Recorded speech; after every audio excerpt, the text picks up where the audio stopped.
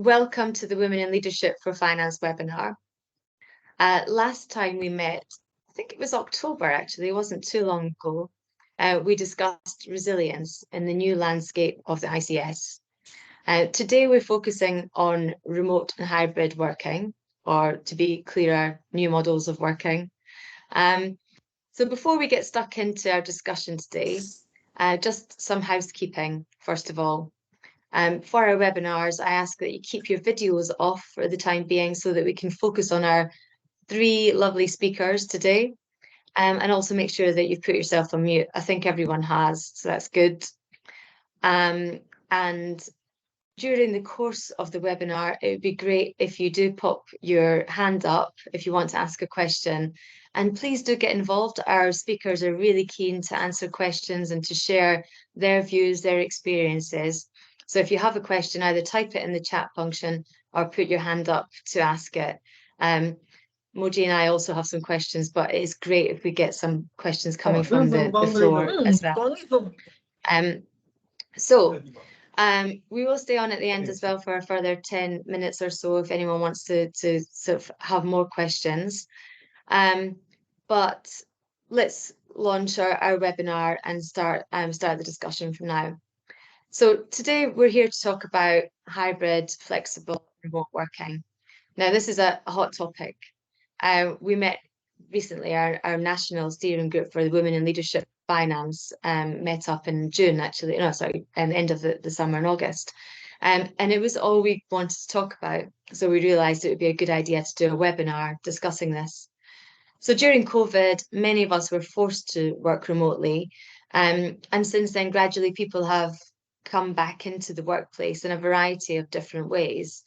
And this is especially relevant to this network, to this group, because most often it's women that are carrying the load of childcare and caring responsibilities.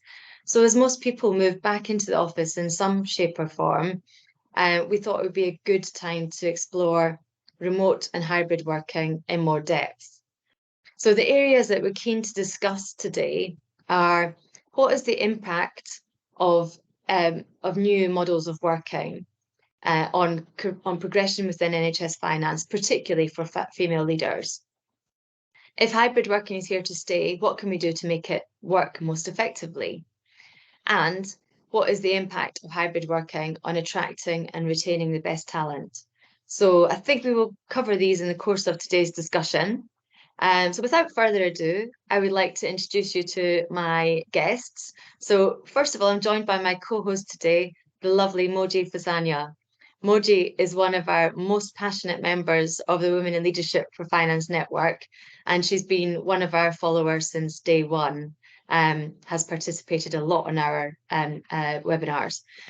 So I'll pass you over to Moji to introduce herself, and then she'll also she'll ask Hafisa and Tom to introduce themselves too. Thanks, Nicola. And hello, everyone. For those who know me and for those that don't, I'm Moji Fasanya and I currently work in NHS England in the East region. I'm the head of commissioning finance. I think I joined NHS England, it's my third year now. And obviously to the question that you asked around flexible working, it's working for me and I absolutely love it. And I wouldn't necessarily, and I hope that we don't have to go back to the old ways, because obviously there are lots of benefits in my view to working flexibly if we get the balance right.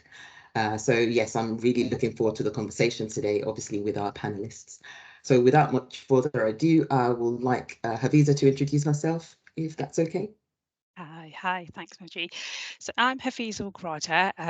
I work for NHS England, the Midlands region, and I'm Assistant Director of Capital and Projects working in finance. So I'm going to be covering from a flexible working perspective and hybrid working, but also talk about some of the cultural sort of sensitivities and how I've overcome some of those and tested and tried out and where I am now, and how COVID has created opportunities where somebody from an underrepresented group possibly may not have considered before. So I'm going to sort of touch on those sort of aspects and talk a little bit more detail as to about how I've made it work and what works well and what could work a bit differently, or I need to sort of what I managed to overcome. So that's me. Thanks, Moji. Yeah, thank you very much, Hafiza. And then over to you, Tom. Would you like to introduce yourself, please? Thanks, Moji. My name's Tom Shearer, and I'm the Site Chief Finance Officer at St George's Hospital in Tooting. I have some fairly strong opinions on hybrid working that have evolved and developed quite a lot over the last few years, as I'm sure everyone else has. So I'm really thrilled to be able to come here and share those with you and have an open discussion about the benefits of hybrid working. So thanks for having me. Thank you. So I think we'll kick off then with the first question. I think let's start with Hafiza. You mentioned that there were some cultural reasons around your situation, Hafiza. I'm quite interested to know how that impacted where you work, how you work. So could you please elaborate on that and talk us through the impact that the cultural reasons, but also remote working has had on your career? Yeah. Thank you.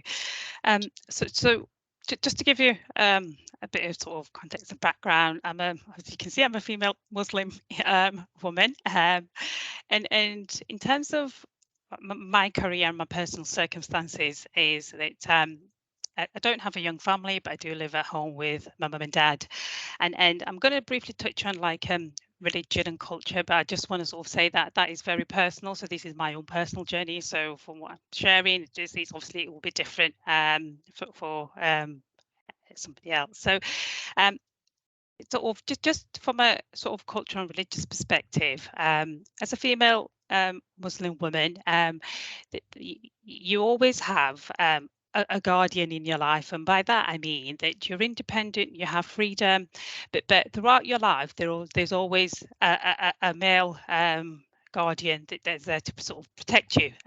So by that, what I mean is that until you're actually married, you're your parents' responsibility, and you always have that kind of guardian. And then when you're married, it's your husband, but you have certain members of within your immediate close family to have that. So that's the sort of upbringing, and also from a religious and cultural perspective that you sort of I've grown up with.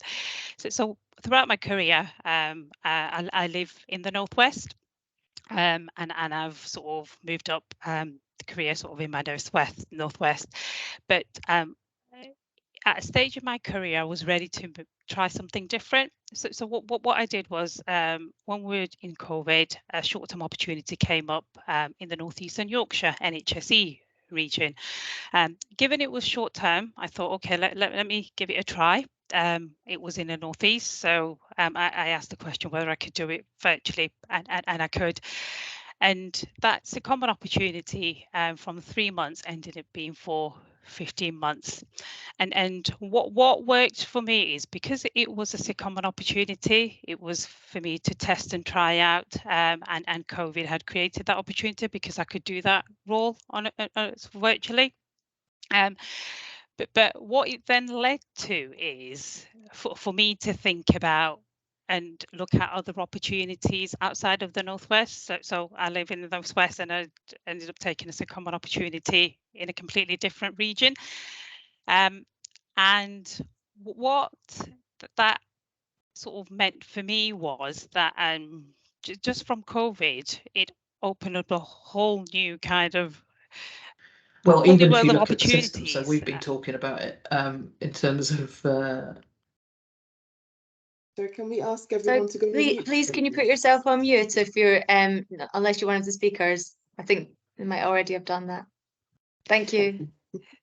So what that would have meant for me was that I think previously I may not have considered all the opportunities that were out there because I was limiting myself just purely to the Northwest region. Or I would have looked at opportunities probably somewhere down in London or Leeds and think, oh, looks like an exciting role. But then I would probably doubt myself, thinking, oh, I'm not quite sure. Will it mean I'll have to relocate? And given what I've just talked about in terms of my cultural and religious sort of beliefs and values, I'd start to ask myself, I'm not sure if I'd be able to do it on my own. And even if it was supported by my family, I'm not quite sure whether I could. So I was kind of limiting myself to those opportunities. And through COVID, it's opened up opportunities where I previously wouldn't have considered. So what that then meant was, from a short-term secondment in northeastern Yorkshire, a permanent opportunity came up in the Midlands region, and it was 2 grades step up from where I was in the Northwest. And because I tried and tested out in terms of how I could make it work, because when we returned back after COVID, we did have a couple of like corporate days. So I think it's the supportive way how me being in the Northwest wasn't, I call it a barrier, but wasn't an issue. And even and I knew that it comes to a certain stage and sort of level of responsibility that I've got to be flexible as well. So it's kind of a balance of the two, which then led to me having a very open conversation with the regional director of finance in the Midlands region to say, there's this permanent opportunity. It's in an area capital and project which I'm doing at the minute. I really, really enjoy it, but it's in the Midlands. What kind of person are you looking for? Something like hybrid working, would it work? And I think for me personally, even those questions, or even actively kind of having those conversations, open conversations, I probably wouldn't have done before, because I would have just made up that decision myself, even having that open conversation. What that then led to is the supportive conversation that I had with regional DAF, and it was the language that was used, and it was more of how we can make it work, as opposed to, oh, I don't think it can work. The tone and the language was very different, and I must have noticed that shift there. And then that made me think of, oh, well, I have, and I sort of explained to the regional DAF, this is how I've made it work before. I accept that I do need to be flexible. And even simple things of, well, you're in the Northwest, but we've got local offices, so some of which are very in city centre locations, so public transport networks is easily accessible, which then led to me securing a permanent opportunity, which I am in now. I absolutely love what I'm doing, and even my sort of how I make it work is most of the time it's hybrid working, and when we have corporate days, there are more kind of organized corporate days, or even face-to-face meetings. So maybe once a month or once every 2 months, they're kind of organised on an ad hoc basis. And given I work for NHS England, I've managed to keep my Northwest base, which means that as part of health and wellbeing, I've got the flexibility. If I should I wish to break my week or my working week and go into an office location, I've got that flexibility to do that as part of my own personal wellbeing. That's great. Thank you. Interesting. Okay. Yeah, that's really interesting. Moji, do you want to follow up? Yeah, I was just going to say, it's really interesting how you covered obviously what COVID has done, because not only did it bring about flexibility, but it's also brought about confidence in you being able to ask questions that you would never have considered before. But it's interesting what you also point to, the tone and the language that was used by the leader you obviously approached. And obviously that's what we're, here to try and encourage as much as possible. But the question I had for you, Hafiza, is around the obstacles, because you did mention, you recognize that there's a responsibility you have as well in trying to, in ensuring that this works and in being flexible. So what obstacles would you say you've come against in ensuring that this works as well for everyone, I guess? Yeah, I'd say it's down to attitude and flexibility both ways. So there is something that I think you need to be very kind of open and honest and practical around how you can accommodate your businesses and your requirements, except that you need to be flexible. And then I think that openness and building that relationship and dialogue with your immediate line manager, with you and your team, making sure you are available through virtually, but then also from a face-to-face sort of perspective. So I think it's very much how you can do that virtually and make those opportunities virtually, and that presence and building that trust as well in terms of like productivity. So it's not just about being present, but being online. It's a bit like how you can do that to sort of show that actually you can still do your job just as well, just from hybrid working, but you recognise that there are some added value in terms of having a face-to-face discussions and building those connections and relationships with your immediate team, with your leaders, with your peers. Yeah, thank you very much, Hafeeza. I was also going to jump in if I can, and ask about, because you mentioned about and Moji picked up on it, the different tone and how that was encouraged. How can we make it work? What else have people done that you work with or that you work for in order to support the appointment and your appointment into this role? What, you know, and not just in terms of accommodating it, but also encouraging and supporting you, or even kind of, you know, helping you feel that this is something you can do in the first place. Yeah. So I kind of I do go back to when I was on secondment in northeastern Yorkshire, and for me it was really an interesting experience just to see how things are done in a different region. And there was this real positive culture of personal development and inclusivity, and by that it means that not just limit yourself in terms of where you are in location, you are as a team, irrespective of where exactly sort of you live.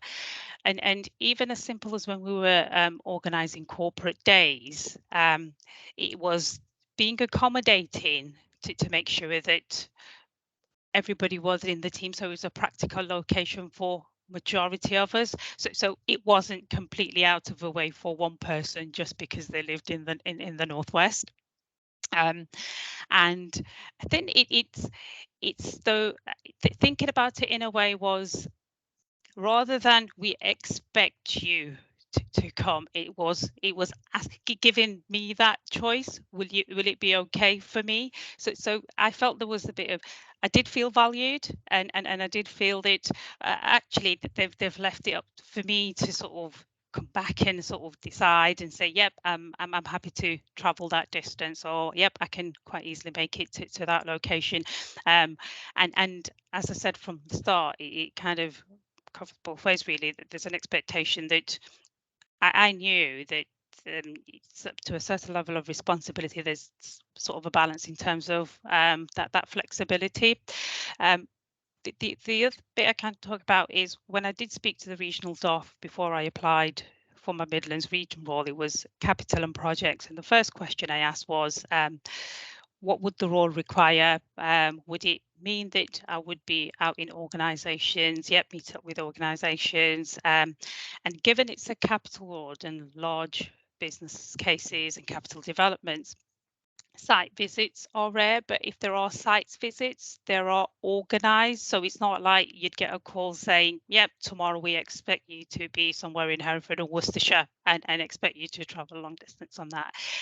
And the other bit was, I remember the regional DOF, when she asked me where exactly I lived in the northwest, and she even shared with me, well, I live in Stoke, and it's not far from Preston where I live. So I think it just sort of, I heard a lot of like, I think I probably was putting not barriers, but I was sort of like, oh well, I think this will be an issue, but it wasn't actually an issue. And the conversation was from the leader, and the responses was, even if I thought it was an issue, I came across it was, she turned it into a positive, and just that just gave me a very different feel in terms of, well, actually the type of leadership, I can make it work. I've tested it previously, and made me think about, yes, I think I'm going to go for it, and I did, and I secured a permanent role and that career progression. So it taught me to be a lot more open, whereas previously I may not have been. I'm really glad you mentioned that, Hafeeza, because that leads into my next question nicely around what you've learned along the way and what advice you can give others, you know, who may still have reservations, who are probably targeting certain things and sort of still have whatever reservations for whatever reason. I think sometimes what we do is, and I said it previously, I think as individuals we often make up those decisions ourselves when we may not have even ask the question. I would say don't rule any opportunity out. I'm not saying every single job out there you can do it well, hybrid working, but certainly the job I'm doing, and what the Midlands regions were looking for at the time, I make it work. I would say have that chat and have that conversation, and then from that conversation you can decide whether that suits you or not, and whether you can make it work.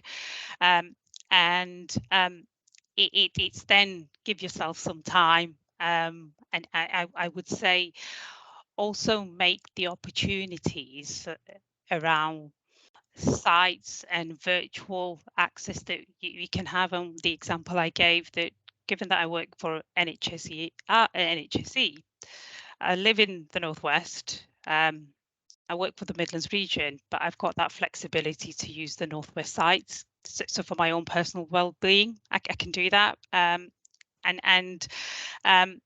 Also make the sort of most of the opportunities virtually as well. And then the biggest thing for me was being open, and my attitude to recruitment or even looking for opportunities. My approach to it was very, very different to how I would have done it probably 2 years ago, where gone online, probably decided, no, it's not for me, or the response I would have got thinking, oh, well, I'm not going to be relocating, so I don't think I can go for the job. So I would say that. Oh, that's fantastic. Thank you very much for that, Hafiza. And back to you. Thank you. There's some really interesting points coming through there, and I think it leads quite nicely onto Tom's experience as well. So no doubt we'll be able to bring that in and perhaps bring you back into some more questions as well. But Tom, I think you said at the outset that you have some strong opinions on hybrid working. So I'm keen to hear them, and I wondered if you could talk through with us what the working model of your team is at the moment, and what made you come to that. Sure, no problem. I guess we have a different model for each of our different parts of finance, with the idea of being as flexible as we possibly can for each department, and not limiting the flexibility of one because actually there's another function of finance that actually can't be so flexible. So a good example of some of our transactions teams, accounts payable, that do need to be in more often, versus our financial accounts team who actually don't need to come in more often. So we're not limiting one by the other. And I guess, like most, we've been on a journey that was thrown on us in March 2020 when we were all sent home. And I was really fearful about how we were going to get through year-end accounts remotely. And pretty much from day one onwards, I've been completely proven wrong to have been fearful about that. It worked pretty seamlessly.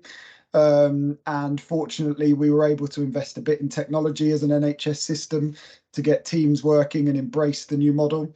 And for me, every step that we've gone on with regards to coming back a little bit and having a bit more in-person contact in the office really has to be a decision about the risk and reward of that for every member of staff. So for me personally, to Hafiza's point, my personal story was about knocking hours of commute out and minute for minute spending that with my kids that are 3 and 5, and I'll never get that chance again to spend 4 hours. I commute an hour in and an hour back every day, so if I can do 2 days from home, then that's 4 hours more with my kids per week that I wouldn't get.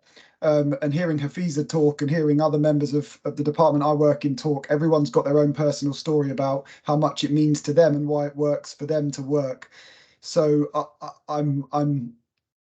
it's made me ever more determined to not drift back, which is the tendency of, especially for those working in sectors like hospitals that have nurses and doctors that are in every day and don't have that opportunity. It's that drift back that is something I'm really passionate about defending against, because there are benefits to in-person meetings and to coming back into the office, but there are huge personal benefits that I've experienced and you hear people talk about. And hearing Hafiza's story is another great example of a benefit that you can get from hybrid working. And let's not forget that having satisfied and happy employees is a great way to get the best out of people and the biggest output. And I think that's another experience that I've seen is increased loyalty, people staying with you maybe a little bit longer if they're happy. And that's definitely something I've seen as the years have progressed with us committing to this as well. So we've got here as a bit of an evolutionary period, and we have some teams that are in 4 days a week, and some that are in 1 day a week. So we like to be able to have some contact, but we're flexible in that. So if someone needs to go away for, we had someone who needed to go and visit family in India for a 3-month period, and we could accommodate that. So we can be flexible within that, even though our in-person, we like to have some guidance and policy, but we're even flexible within that, and it's working brilliantly, really brilliantly. I think for people personally and for the department in terms of the productivity and output that we're producing. That's really good to hear, actually, Tom, and I'm really glad about the positivity that is around. Obviously, your intention to also make it work. If it probably seems that it wasn't working, but it sounds like delivery is definitely working. However, the question I had is around balance, because sometimes there's an assumption of maturity that we have around working flexibly and expecting that others will have the same maturity. And I guess, do you have encountered any resistance or any dip in individuals, or how do you deal with that when you do experience that, where it could work better, but maybe for whatever reason, it's not necessarily working as effective as you think it should be? How do you handle those sort of situations?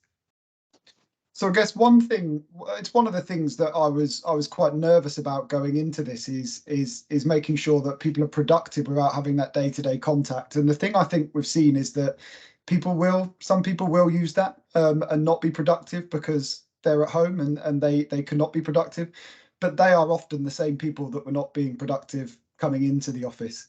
So it's just a different way of managing things, and making sure there's clear touch points for those whose productivity is dipping, and making sure expectations are clear of the whole department, and really creating a culture that is a positive one around it. I think to Hafiz's point, the one task is having hybrid working, another one is creating a culture where it thrives, and I think that goes both ways. It's one about being flexible, but it's two about being really clear that it's about output still, regardless of whether you're in or out, and managing people to outputs, and what's required of them in their job, not the amount of hours that they're sat at their desk, is a new way, I think, of managing for the leaders in the organisation. But it's just different. It's not more or less than the requirement to manage people and ensure effective performance in the office versus at home. Interesting. Thank you very much for that, Tom. You mentioned, if I could just pick up on one of the things you said, that there's been an increase in productivity in particular, and delivery. Could you, I mean, it's difficult to quantify that, isn't it? Particularly when you're talking about a number of different teams who are working in slightly different ways. But can you give us or share with us some examples, and why do you think that is? Because it's, the example you give of your own situation is that you're using the commute time to spend more time with your family. That's great. And so the work time should probably still be the same. So, I'm thinking, well, is Tom as productive as he ever was doing, in this way? Is that just the same? But what is it that you're seeing that's different in the way your team work? So I think it's about the move to being based on a more on an output base rather than an input on what you're there. You tend to feel you have the teams we have are more committed to what we're trying to do and to the ethos that we're trying to buy into, and therefore more committed to the output. I think we have a team that are committed more loyally to the organisation and the department, and that we're trying to commit because they're happy and feel like we're investing in them and trusting them.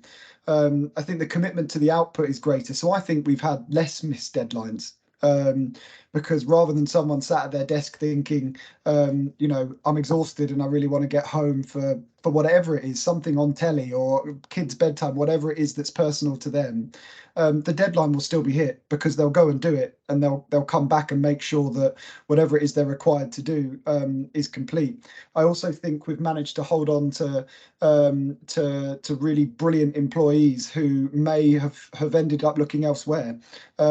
People who have got private sector backgrounds as well as public sector backgrounds, who are weighing up the benefits of one versus the other. So I think we have some people in our team who I feared we might lose back to the private sector prior to the pandemic, who are still with us, because I think having people bought into something that works for them personally and showing that they're invested in and trusted, it buys loyalty, and I think therefore in turn buys that extra effort when things are required, as well as that extra loyalty to have experienced people doing their jobs that are happy.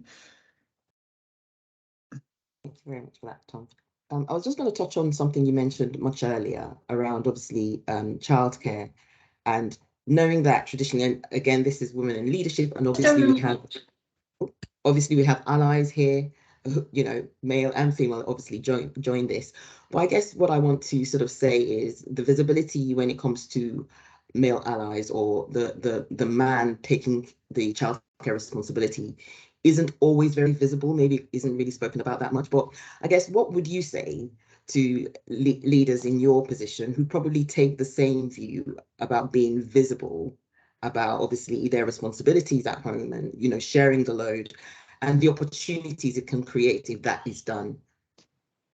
Yeah, so this is again something I feel strongly about, and an opinion that's developed much more since having children, actually. And to Hafiz's point, a lot of this is about displaying the morals and the values that you believe in, and just having a policy around flexible working is one thing, but actually if the unspoken culture of the place is actually you've all got to stay here until 8 o'clock anyway, otherwise it's not going to go down very well, and it's something I've seen. So when we first started having children, me and my wife, it became very clear that she had the maternity leave at the start, but if we drifted into that that culture of my wife always being the one that is off with the children or going to do pickup, her career was going to start to suffer. And that became very clear to me that it wasn't just about making sure someone was there. It was making sure that I was there, in as much because I wanted to be there for my children, but also to allow my wife the flexibility and ability to give as much to her job as I was giving to mine. And that's something I've been really keen to evidence and display within the department that I lead, in talking about things, and making sure that if I'm going at 2 o'clock to pick up my little one because he's not very well, I'll tell people, so that they know I'm going, and I'll be going straight away, and I won't be attending this meeting because I'm going to pick up my little one. And if you want to do the same, obviously, it's what you should do. So for me, it's about creating a flexibility for everyone, and as much in the kind of family situation, as much about creating the flexibility for men and for dads, so that the burden doesn't always fall. And I think I see my role in that as much displaying that and showing that, as anything. And the same with whether that's leaving on time, making sure that if I can leave at 5 and I've got work to do, I'll leave at 5, so that people can see that actually this is the culture of the place. Or if I can't turn up to a meeting because I need to do school drop off, I will communicate that so that people can see it really is accepted. And hybrid working isn't just something that we kind of feel we have to do.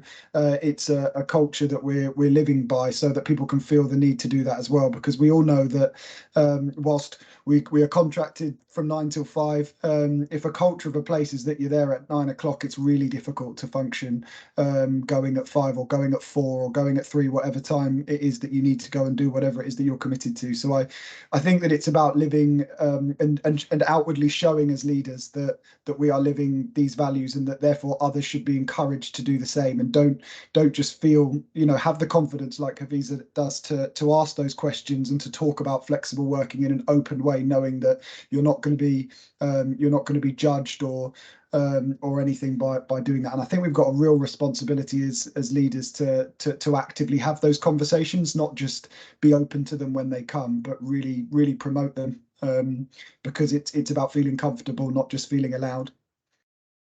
That's really Thank important. you. Thank And very much, actually, Tom. there's been some interesting points come up on the chat function. I am going to come back to the sickness one because I think that would be really good to discuss that and get Hafiza's views as well. But before we go into that, just picking up on what you were saying about role modeling that behavior.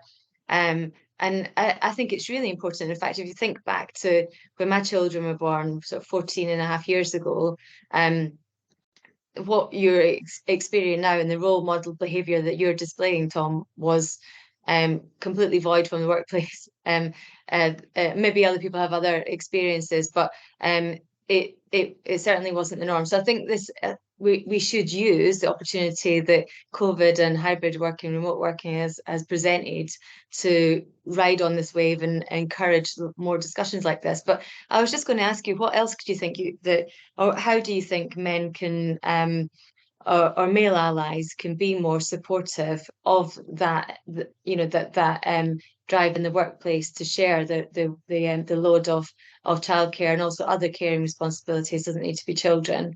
I think someone else said about this in the chat. It was Jane Paling.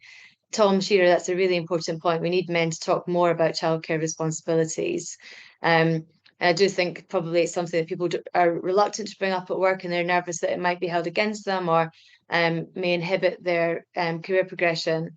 However, if your boss was already displaying these priorities, then I think it would be, you'd feel more open about sharing it.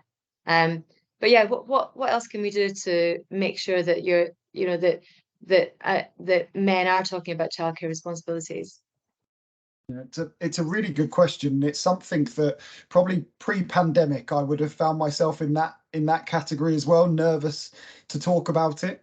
And I think that the two things that I think have made the biggest difference here is displaying it, outwardly displaying the behaviours that you are talking about, and talking about it. And I talk about it with actively talk about it with the males in my team, and I try to talk about it more and more with friends, even if they're in other industries and other sectors, because without having it as an open conversation, that has to be the start. And I think in a lot of places, and I've experienced the same, and actually to a certain extent, everywhere will have pockets where, even in my own department, I have pockets that are more open to this than not. But the more conversations that are had, the better. And I think one thing that I found really helpful in conversations within the finance team and outside is being really clear about the benefits, and being really explicit about the personal story and the personal benefit that I have, because it's probably not fair to think that people without kids understand, or that it's not just about kids, without whatever it is that is your personal experience of flexible working. If someone else doesn't have that and someone else doesn't feel that, then they probably don't see how it is. So being really clear about that personal benefit, and I've had this conversation with my manager, who was absolutely brilliant in seeing how much it meant to me and why. Being really open about the impact that it has, the positive impact that it has on you, and how much it means to be able to do that, I think is a really good place to start. And the more people we have of all sexes talking openly about this, the better. But it will need to be a cultural shift, so it has to be actively spoken about rather than just when it comes up. It's an active conversation I think we need to be promoting. Yeah, thank you very much for that, Tom. One of the things I wanted to pick up really was when we talk about, I don't know if it's changed, because I can see Daryl's actually said things have moved on. When I joined NHS England, one of the first things I noticed was the culture that was pushed down, I have to say, from the leadership, where childcare was, if he had to go and sort out his daughters, that conversation was had, and you knew that Jeff, I'm sure he wouldn't mind me saying his name, was away sorting out his daughter or doing something or the other. And it wasn't something that he hid. it was really refreshing, I felt, to see that. And by doing so, I think it makes even you that felt you could talk about it even more open to talk about it. And I think the more we hear leads talk about childcare responsibilities, be them male or female, but at senior positions, more importantly, it makes others feel comfortable that even if they want to aspire to that position, they can still have childcare responsibilities and still be able to aspire because others are doing that. So that is really, really helpful. But the question I wanted to ask you, are there any initiatives that you've implemented within your team that you think is really working successfully that actually you might like to share with obviously everyone here? Maybe there's something that we can adopt if we're currently not doing it in our teams. So I think checking in is one thing that is absolutely essential, and being more available to talk than when you're in the office every day, because I think that when you are coming to the office every day, people have that natural touch point with people to say hello and that contact. Are you okay? How's it going? And sometimes therefore may have that natural opportunity to talk about something that might not be right. I think when you're working more remotely, especially when you've got multiple people working remotely, sometimes I go into the office and if most people are not in that day, even though you're in, your human contact is minimized. There's not as many people in and around to talk to, and it can feel quite lonely. So I think making sure that there are regular check-ins and more effort is made to have conversations with people because that natural touch point isn't there. We started doing a coffee morning on a Tuesday morning just to provide people with somewhere they can go to on a weekly basis to speak to someone. And it's not compulsory.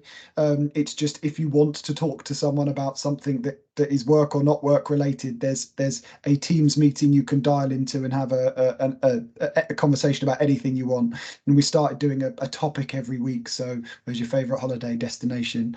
But that's, I think more significant than that is making sure that as leaders and managers you are checking in and actively having conversations with people, because I think the risk for people can become that they feel quite detached and can feel quite lonely depending on their situation at home.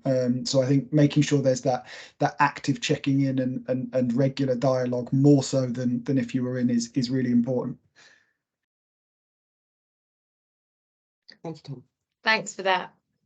Also, just picking up on some of the questions that have come through the comments on the chat function were around, I'd be keen to hear your view on this as well, Hafisa, how to involve those for whom it might not be as easy to work from home, and perhaps because they're in a flat share or just don't have as much opportunity to focus. Or even if they're new and actually the benefit of being surrounded by people that they need to be training from, learning from, is better than sitting at home on your own. But what steps have you seen, or how have you seen that managed well in the experience that you've had either in your own organisations or from others that you've spoken to? Yeah, so I think one of the things in terms of my current role that we're certainly sort of thinking about. So for the past 9 months, there's been a turnaround sort of in the staff in the team, and our team days have been reached ad hoc basis. But one of the things we have talked about is on a regular basis, we are going to agree in terms of between our sort of members in the team to have like a more regular routine office day. So from what you've just talked about there, Nicola, where our capital team will all be in an office on that day, and then that way, in terms of that team interaction sort of issues or peer support that individuals will definitely sort of benefit from, that is something we are thinking about and addressing. The other thing that I've tried to do virtually recently is it's going back to Tom's point, and just the sheer sort of volume of workload we've experiencing, and we have a member of staff who works part-time, and then the 3 of us who work full-time. It's putting those regular check-ins. So individuals don't feel overwhelmed, or try to virtually as best as you can. I know it's not as easy to sort of pick up any signs where you think actually that individual might be a bit overwhelmed, or that they think they might need a sort of a bit of help, and rather than sort of, oh, have you done all this test I've asked you to do, it's more like, is everybody okay with the workload? Let's just sort of see sort of whether we can sort of spread the workload within the team. So that is something that we've started in recently, and so far it's been sort of working well. So it's a combination of how we can fit in office days for those face-to-face interactions, not just finance team, but wider, because our role does involve working with program leads, other directors. So it's just with that, when you're sort of working from home, it's a lot more difficult to sort of network and build those relationships. So trying a bit of a mix, testing different ideas out and different approaches out, and then also a combination of some of those informal chats that Tom referred to hopefully create a bit of a office culture virtually, but in a very slightly different sort of format and content that gives individuals that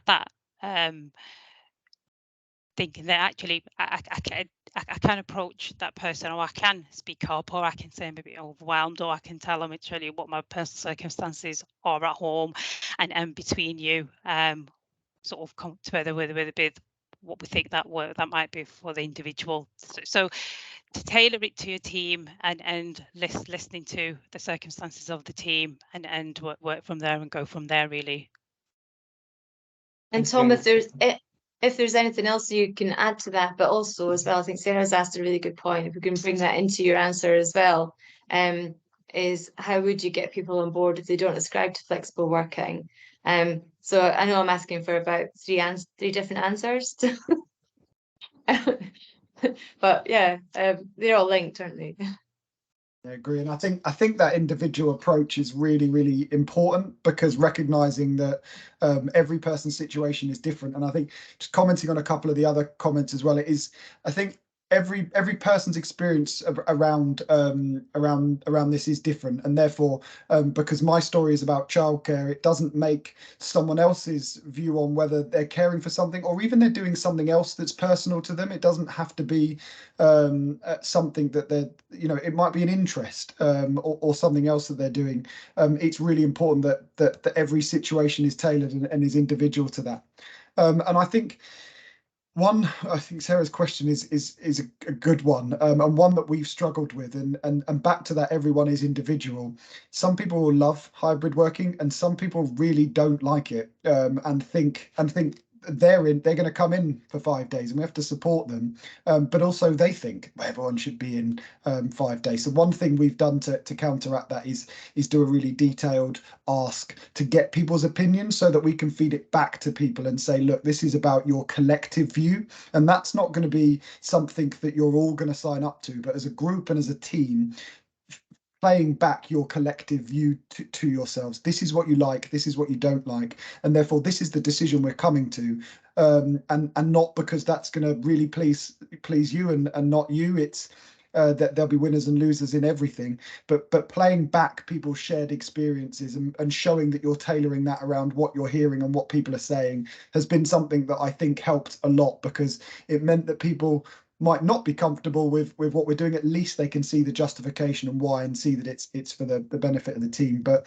yeah, I do think that making sure the approach is tailored to individual circumstances as much as possible is really important. Thank you very much for that, Tom. I've just noticed a question in the chat. Adrian, I don't know, do you want to ask the question? Do you want to probably put your camera on and ask the question? Can do, yeah, sure. Give 1 Okay. second. Thank you. Hi, Tom. Really good presentation. I think you've touched on a load of really, really good issues. From experience, I've seen that kind of tailored approach that you've just described, where certain teams are maybe more transaction heavy and require greater attendance, if you like, or presenteeism, as Sarah, I think, described it. Have you ever encountered anyone in those teams feeling disgruntled because it's unfair they can't work remotely more compared to other teams who, as you described, financial accounts can be 100% flexible? And how have you dealt with that if you've managed to crack it? So yes, I have experienced that, and I've also experienced that view from people outside of the department as well. So particularly having conversations with clinical leads around why isn't such and such at their desk, we should be back in. So I think my experience of the clinical teams within the hospital, some of them haven't been open to it and believe that we should be coming back as soon as possible. So it is something that we've experienced, and to a certain extent, I think it's something that is never going to be solved because in its entirety. And I think understanding that and accepting that is an important thing. We have done a lot of explanation, especially to those teams who need to be in a little bit more to be clear that, look, this is why we're doing over explaining. This is why it is. This is why you can't. And if that flexibility is really important to you, then you can see when opportunities come up in different departments, and we'd really encourage you and support you to pursue something that might work better for you flexibly, and making sure they understand that there is opportunity to move between teams if the less flexible jobs aren't for you. But to a certain extent, I think being open about the fact that whenever I pop in and see our AP teams, and our AP teams need to do, seeing that some AP teams are working remotely, we have them still needing to do certain things with scanners and things that it's not practical to have put in their homes, albeit that they can still work remotely a little bit. Popping down and understanding that actually it might be a little bit disappointing to come in and then be the ones that are having to sit at their desk, and having that open conversation is, I think, the way they can try and make peace with it. Albeit I actually think that when you've got different ways of working within a particular organization or even a division or a department, there's always going to be that level of tension, but it's the benefits of doing it far outweigh the cost. And I think being clear around rationale and supportive and understanding of that frustration is all we can really do. But I haven't cracked it, so if anyone has cracked that, or how you can make a team feel fairly treated in that instance, very welcome. But I think that being clear that here's a job that you could apply for that is a bit more flexible, support them to do that is at least showing that you're listening. Thank you. Cheers. Thanks, Tom. It's a tricky one, isn't it? Thanks. We still have a long way to go. Yeah, Nikki. Well, I don't know if there's an easy answer to that. I was going to ask you the same question, actually, around how do you manage different working models within the same team without people feeling that others have an advantage or being given a bit too much freedom. But actually, Daryl's just put his hand up. He's found way. Yeah, Daryl, do you want to put your yes? I barely have to ask. Thank you. Hi. So we have found ways to get everybody home. And I mean, you mentioned scanners as being perhaps a barrier, but we've got scanners that they use at home. And I think AP would have been one of the areas where I would have thought they need to come in. But there are a few people, if dealing with cash, got to come in. But we try and rotate that. But it's very much an individual basis. So we've got some financial accounts team that they want to come in. So we've said, yeah, come in. I think there is a balance to be struck. I'm supportive of people coming in and having face-to-face meetings some of the time. We experience the same thing in terms of operational staff questioning, what we having a jolly at home. But we saw more productivity, meeting deadlines, etc. And I think our sickness was positive. And I've experienced myself. Last week I wasn't feeling great, and I didn't think it was right to come in and bring my germs in, but I felt well enough to work. So I think it's about managing it and making sure that if you are really sick and shouldn't be working, then being supported to not work. But But I think I'd agree with Tom and Hafisa that there is so many other great benefits of a hybrid working model that why bring people back? Quite. Well, thank you, Daryl. That's great feedback as well. So I'll just do a bit of a conclusion. I kind of don't feel I need to after Daryl's last comments there. He's sort of wrapped it up for us, if you like. However, food for thought, I think, here. I mean, what I really like there, especially hearing there's two very different, but actually quite related stories in some ways. Hafisa's experience around previously limiting herself in some respects to opportunities because of the perception of how her life was. But then having that kind of supportive response from one of her managers, and how can we make this work? And that the snowball effect of that, then Hafisa then thinking, well, I'm going to ask the question next time of would you consider me working remotely? And then the support that she received in that, and how that's, I really hope that people watching this might be inspired to ask the same questions. Sometimes it might not work, sometimes it will, but you don't know unless you ask or you try, or you're the one that actually allows that question to be asked. Likewise, Tom's position around let's not drift back to old habits if they were negative old habits. And in particular, the role modelling of the personal commitments, which I've quite a few people on the chat function picked up on as well. And it doesn't matter what your personal commitments are, but if the person that you report to is role modelling them so positively, then that's what changes and enhances a culture. And it's no coincidence that the loyalty, productivity have increased, which is really what everyone wants. Also, I like the feedback that both of you gave around that personal response, checking in, communication, and being aware actually that things, being in the office doesn't work for everyone, being at home doesn't work for everyone. And also there might be some tension in managing different models of working and structures within the same organization. So thank you for that. And a massive thank you, first of all, to Moji for being my co-host today. It was great to have you on the webinar on this side of the fence for a change. And thank you to Hafisa and to Tom for being such fantastic speakers and for sharing your stories so openly and with passion, energy and warmth. I really appreciate that. Thank you. Thank you again to everyone that's attended the webinar and for those that support this and promote it, encourage others to attend. That's really what we're all about. We will be running a recorded rerun of this webinar on Monday next week. So if you missed it, or if you missed it, you wouldn't be on this call. But if anyone on your team missed it, or any of your colleagues or your network, then encourage them to tune in for that 12 o'clock on Monday the 5th. Our next one will be in January, likely to be around EDI in a broader context and what initiatives we're looking at across not just this network, but One NHS Finance as well, kind of bringing everything together. But we've yet to confirm dates and confirm a speaker, so watch this space. So thank you all for attending and for being part of the network. If you want to stay on, you can. I'll stay on for a little while just to have a bit more chat. We can talk about the sickness part as well, which we didn't quite get the chance to cover. But there's never enough time in an hour.